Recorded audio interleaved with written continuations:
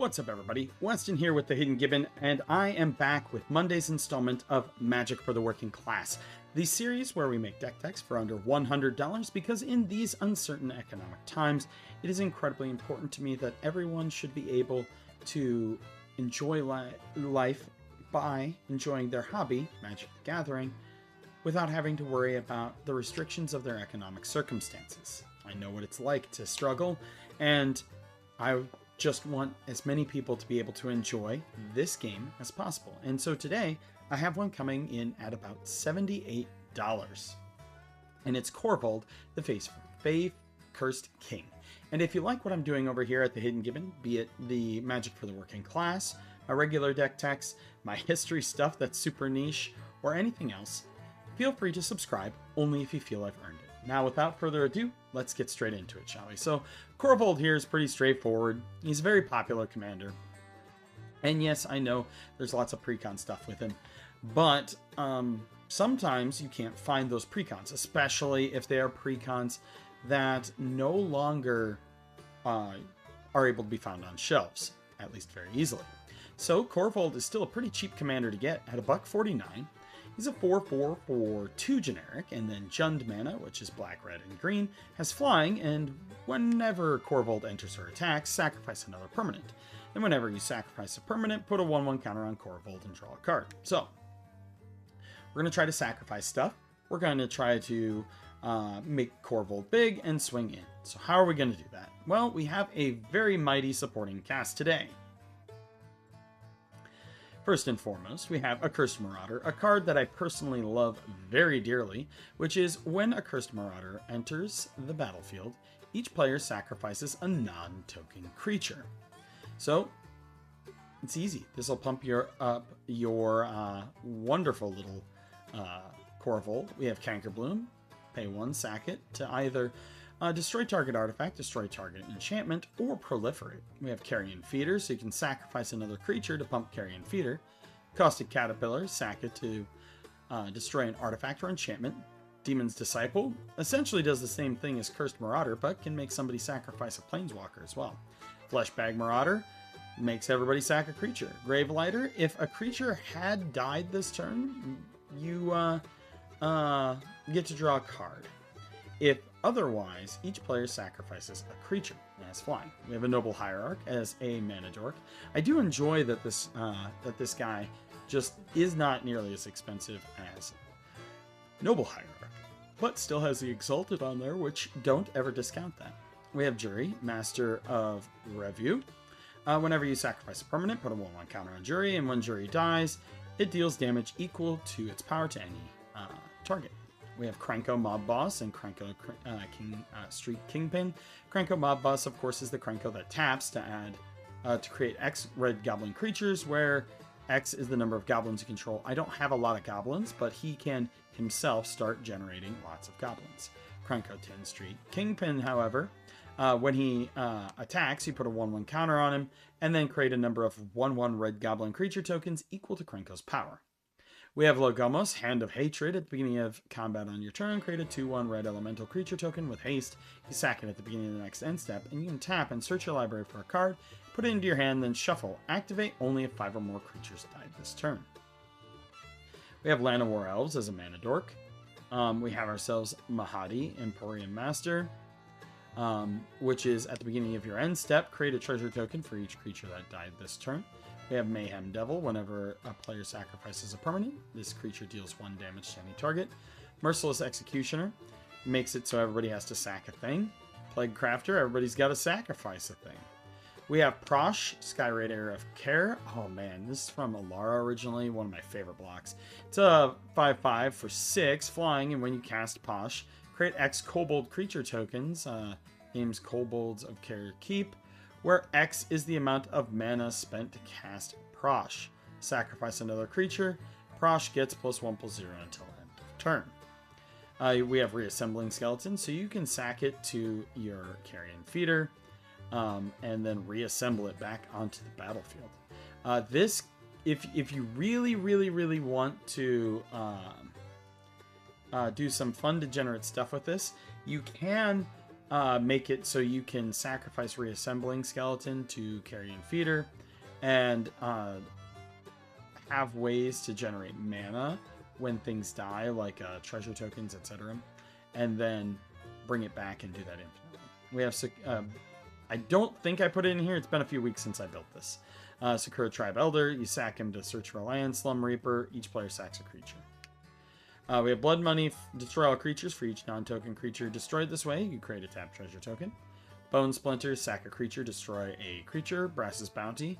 Creates a treasure token for each land you control. Cultivate is in here for ramp. Primal Growth, you can kick it to sack a creature and search your library for a basic land card. If you pay the kicker, you search for 2 basic land cards and put them onto the battlefield. Not tapped, by the way. Dread Return reanimates. Many Partings lets you search for a basic land, put it into your hand, and then you get to create a food. Night's Whisper, you draw 2 cards, lose 2 life. Pest Infestation. We have destroy up to X target artifacts or enchantments, and you create twice X little pests that when they die, you gain a life. We have Rise of the Witch King. Each player sacks a creature. If you sacrificed a creature this way, you may return another permanent card from your graveyard to the battlefield. This card's extremely strong. I actually play this in quite a few decks, and it gets a lot of legwork out for me. We have Taste of Death. Each player sacrifices 3 creatures. You create 3 foods. Instants. We have Artifact Mutation. I can't put Aura Mutation in here. I don't recall. But destroy an artifact. It can't be regenerated. And you create a bunch of saplings where X is the mana value. Assassin's Trophy for removal. Baked into a pie, which kills a creature and gives you a food token, which then you can sacrifice. Big Score. Discard a card. Draw 2. Create 2 treasures. Chaos Warp. Corrupt Conviction, sack a creature, draw 2, Deadly Dispute, sack a creature, draw 2, create a treasure token, Entish Restoration and Harrow, and Roiling Regrowth are in here for ramp. Infernal Grasp, pop a creature, you lose 2 life. Putrefy, destroy target artifact or creature, can't be regenerated. Village Rite, sack a creature, draw 2. Terminate, destroy target creature. Okay, so a lot of the Marvel cards are showing up on here, and that's because prices change between when I make the deck and then when I go to do the deck tech, so I always constantly update the cheapest. And so it seems like these will be the cheapest things. I don't even know who that bad guy is. He looks goofy. We have Witherbloom Charm. Choose 1, you may sacrifice a permanent. If you do, draw 2 cards. You gain 5 life and destroy target non-land permanent with mana value 2 or less. Artifacts. We do have ourselves Arcane Signet. We do have Bootlegger Stash, lands you control have tap, create a treasure. We have Skull Clamp in here. Oh my, who is this guy? Oh, it's MODOK. I've actually heard the name, I just did not remember what he looked like. Goofy looking dude. Big head. Use your tokens and stuff to sacrifice with this to draw cards. Hearth Hall, sacrifice a land, draw 2 cards. You may play an additional land. That's if it's crewed to 2, or not crewed, stationed to 2+. At 8+, Flying, Vigilance, Haste. Whenever you sacrifice a land, each opponent loses 2 life. We have Witch's Oven, sacrifice a creature, create a food token. If the sacrificed creature's toughness was 4 or greater, create 2 food tokens instead.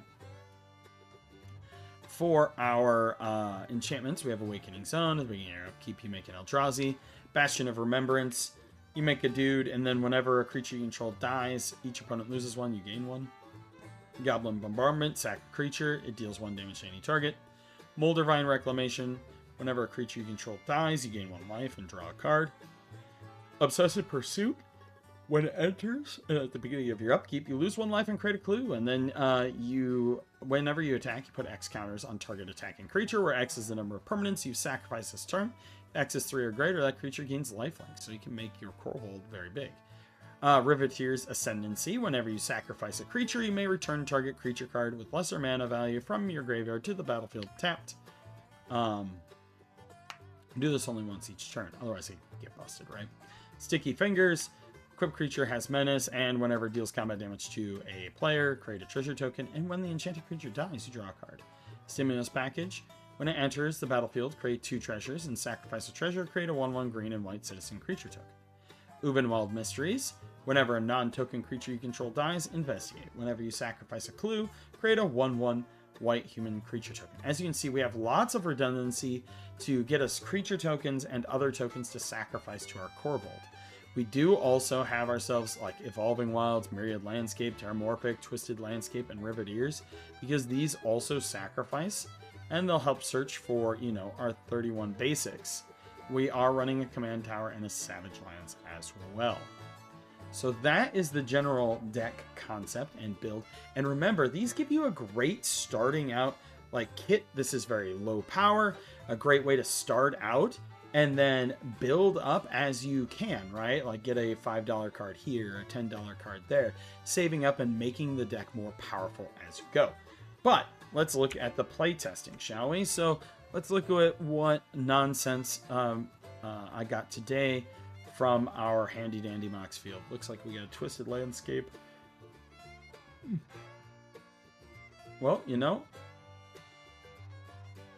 I'm going to draw my card for the turn, but I'm going to play Twisted Landscape, and I'm going to pop it, and I'm going to grab a swamp right off the bat. Close and shuffle. Enters tapped. Next turn, I'm going to play a forest. I will go ahead and play Witch's Oven. Next turn, we have 3. Riveteer's Assembly doesn't need to go out on the battlefield yet, because it won't serve any purpose, so we're going to play Arcane Signet. Now, our next turn, I am going to play a forest, and, you know, I may as well,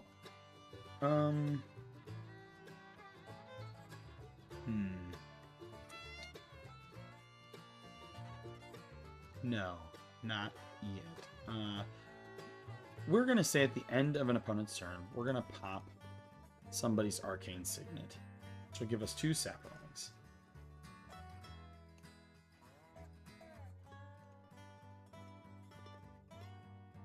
Next turn, we draw, we put this in play.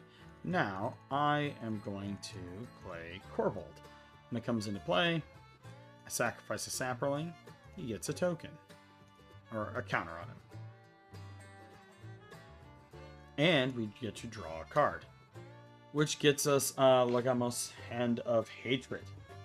All right, so I am going to sacrifice this sapling to the Witch's Oven.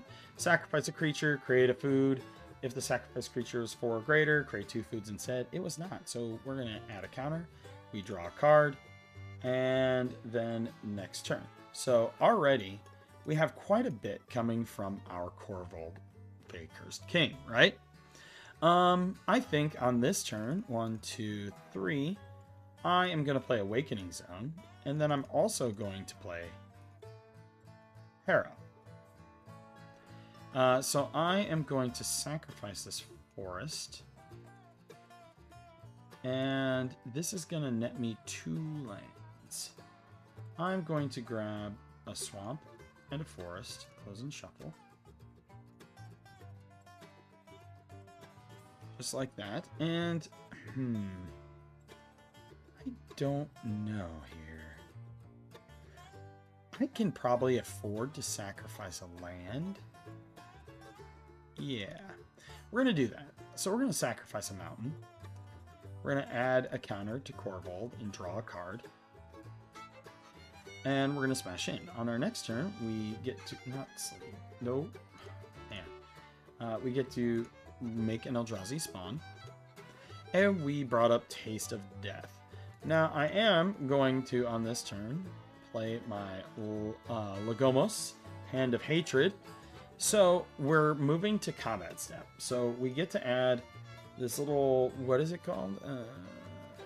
Red Elemental. Where's my Elemental Creature token? We make an Elemental. It has Trample and Haste.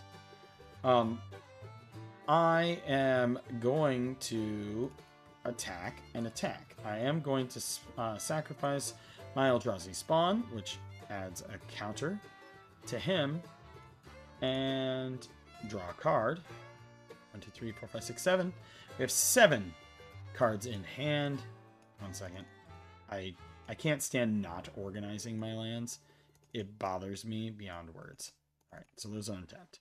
We're going to say somebody blocks this, so then we are going to sacrifice this token to our witch's oven to create a food token, which will add a counter to Korvold and draw us a card. Main phase 2, we are going to drop our swamp, right? And we have 3 mana available to us. Now, or 4 mana available to us. I am going to play Riveteer's Ascendancy now. Whenever you sacrifice a creature, you may return target creature card with lesser mana value from your graveyard to the battlefield tapped. We don't really have anything worth it in there, right? Next turn, we get ourselves an Eldrazi spawn. And, you know, we already have a whole bunch of options available to us for what we want to do. 1, 2, 3.